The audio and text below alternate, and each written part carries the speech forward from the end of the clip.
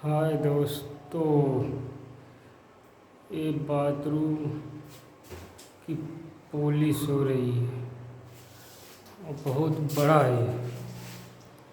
एक बार इस वीडियो को देखो और बताओ कैसा है।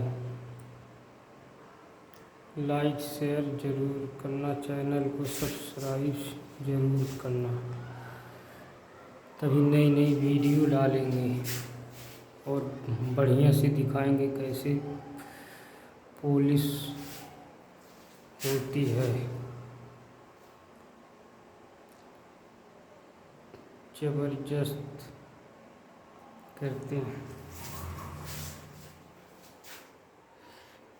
और इतनी गर्मी पड़ रही है। ये नए बाथरूम है कि गर्मी इतनी काफ़ी है कि पसीना ही रहता है और कुछ नहीं रहता। और जितना शेयर भाई ज़्यादा करना, लाइक कमेंट और बताना कि बाथरूम कैसा बना हुआ है।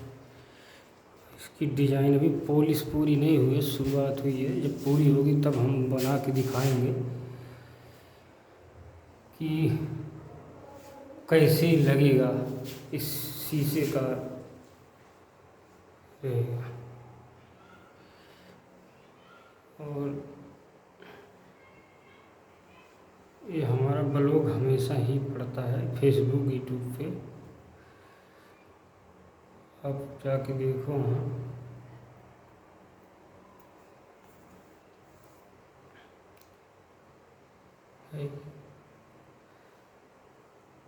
नमस्कार भाई, अगले वीडियो में फिर मिलेंगे।